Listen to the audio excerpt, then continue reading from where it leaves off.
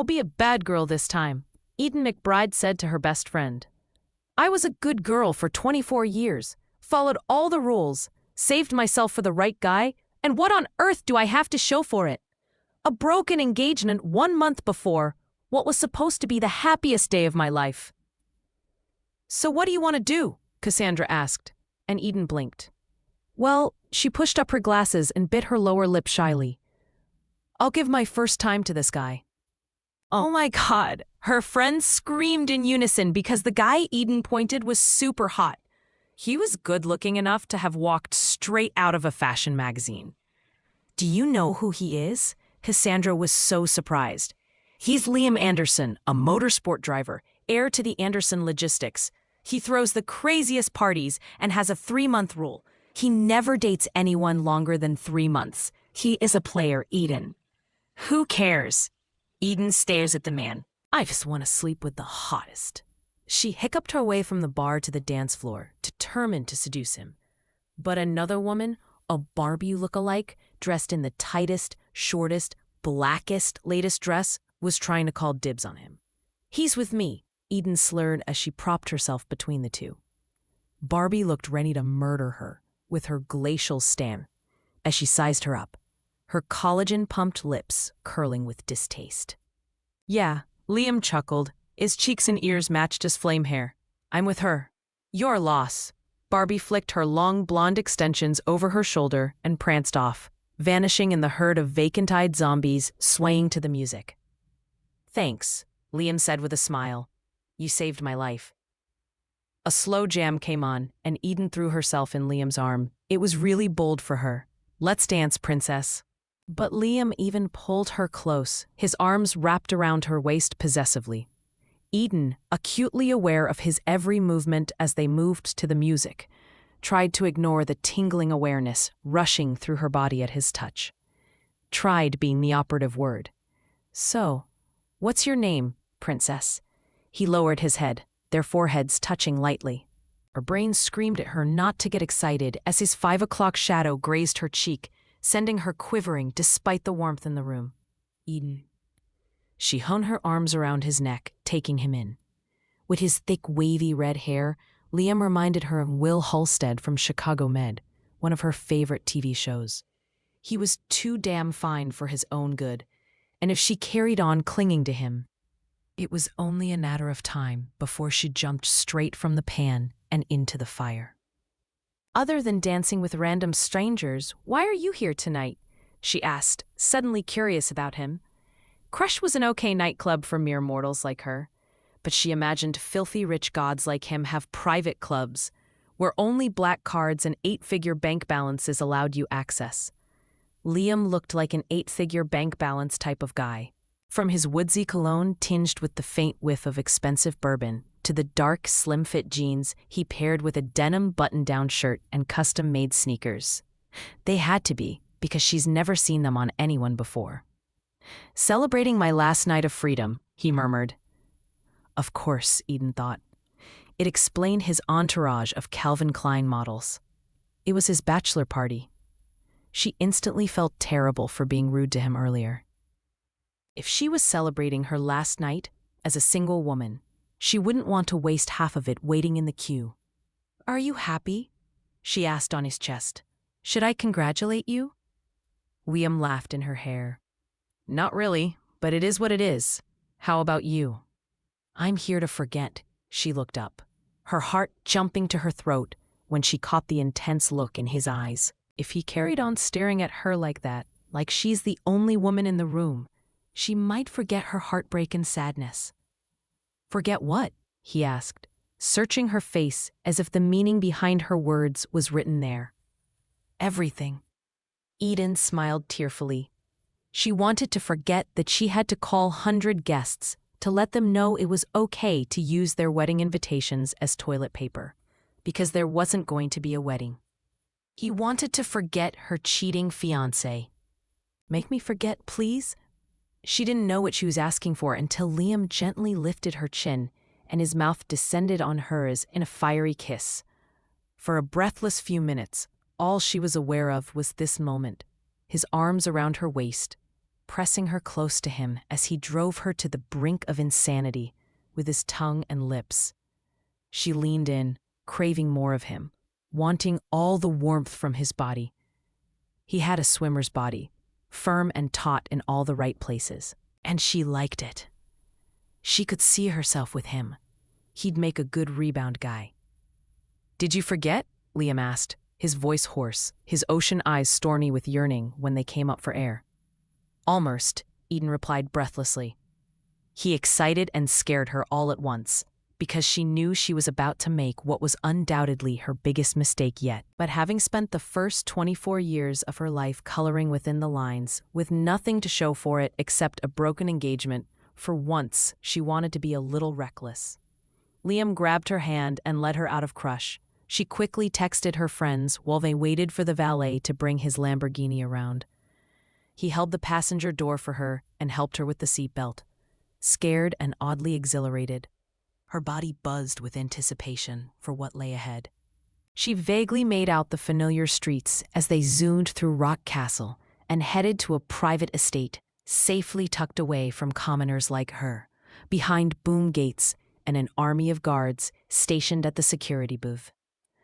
They drove through a long, winding road, stopping in front of a massive, steel black gate, which yawned open when Liam hit a button on a small remote attached to a set of keys. Eden gawked at the contemporary house perched on the hill, illuminated by the ground lights lining the driveway. The all-white structure, with its smooth classic lines and minimalist accents, looked like it was straight out of an architectural magazine.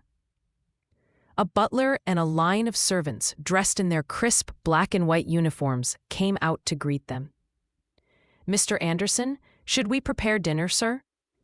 Liam waved him off. "You can take the rest of the night off, Dave." Thank you. The front door had barely shut when Liam reached for her. His kisses were unrestrained, unreserved, and more urgent this time. He picked her up, her legs wrapping around his waist as he carried her up the glass staircase, through a long hallway, and finally placing her on the gigantic platform bed, with sheets as white as snow and as smooth as silk to the touch. "Do you still want to forget?" Liam asked, as he dropped light kisses on her neck and slowly undressed her. "Yes," Eden whimpered feverishly as she clumsily removed his clothes. She wanted to forget the last 6 weeks and thaw the ice around her heart so bad. For hours, Liam did just that. He made her forget with his hands, cry out with his tongue, and tremble and shudder in his embrace with his body. If he wasn't a stranger she met at a club, if he wasn't her rebound and she wasn't his last night of freedom, their fiery encounter would have been so perfect for her first time. "Did you forget?" Liam asked much later, as they lay panting in each other's arms, their bodies sleek with sweat. "Yes," she cried, her tears falling on his chest. She wished there was such a thing as rent-a-boyfriend. She would ask for Liam all the time. He leaned over her and kissed her so gently as he took her, more languidly this time. His bold thrusts and searing caresses sent her world crashing all around her. "God, you are beautiful, princess," Liam growled and shuddered into her. Eden desperately clung to him as another tremendous wave of pleasure hit her like a hurricane, leaving nothing but total devastation behind. "Okay?" he asked as he kissed her forehead and tucked her in his arms again. It took her a while to stop shaking. Liam held her close and let her cry, and when she was sure she had no more tears left in her, she looked at him at last. "I am now," she lied. She'd never be okay after this. Not when Liam was getting married soon. Not when he'd wielded so much power over her body. And now on her fragile heart. Eden woke up with a start, groggy and disoriented. She stretched and yawned silently, amazed at how every inch of her body ached with the slightest of movements. Even the parts that she didn't think should be were oddly alive, but as deliciously ravished as she felt. She had to get out of there quick before Liam woke up. The last thing she wanted was an awkward chat about her temporary lapse in judgment with the man who seemingly knew her body better than she knew herself, a man who was getting married soon. Eden scanned the massive room, sighing in frustration as she frantically tried to locate her clothes. But her dress had mysteriously vanished. The disappearance of her underwear was another puzzle she didn't have time to solve. She picked up Liam's denim shirt from the floor and threw it on. Surely he wouldn't miss it, she thought as she grabbed her cell phone and ran from the room with her stilettos in her hands. It was past midday when Liam finally came out of his postcoital coma. He expected to find Eden beside him. It wouldn't be the first time his hookups overstayed their welcome. But when he turned onto his side and found her spot empty, he was strangely confused. He sat up and groaned, his pounding head made worse by the glaring light bursting through the floor-to-ceiling windows, as his butler flicked the switch on the wall to draw the blinds.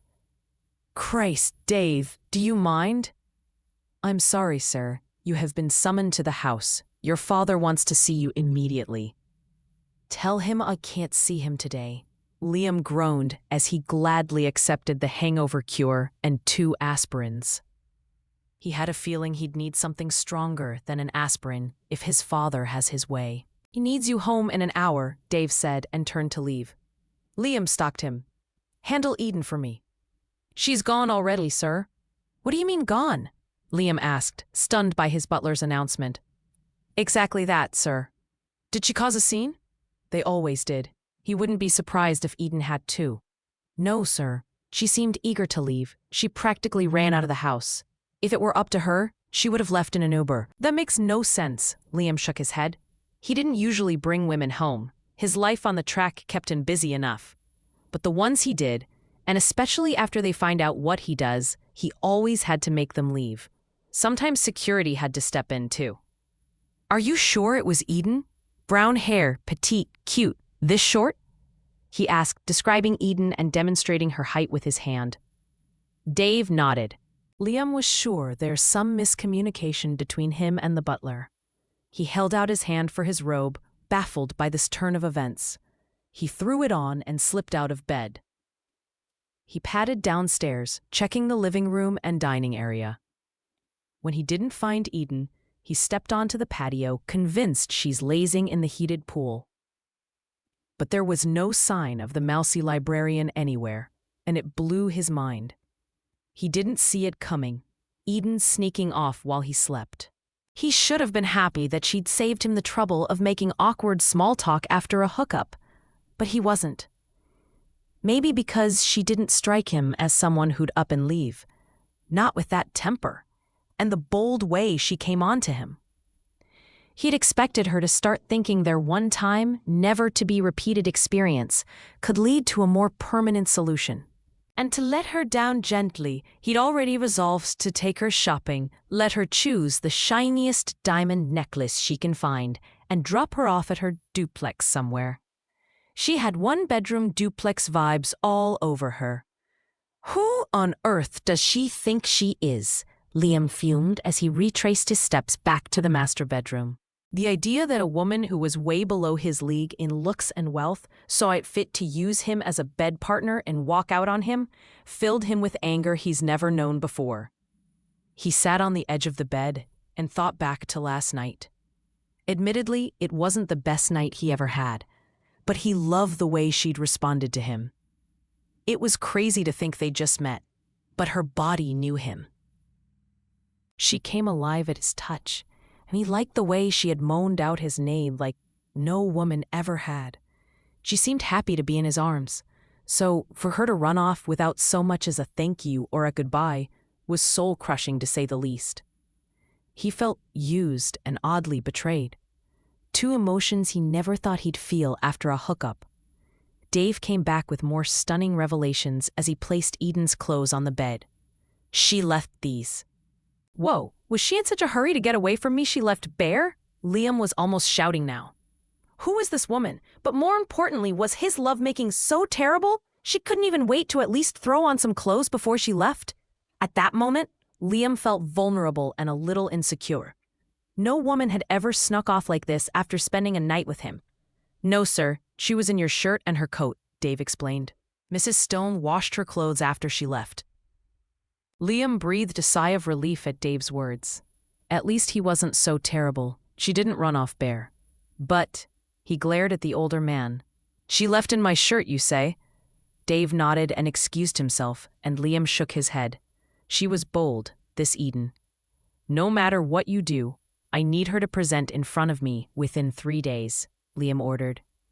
Liam swore he would find her, catch her, and punish her in bed. To let her know the result of simply using him as a disposable bed partner. ... To be continued. Can Liam find Eden? How will he punish her?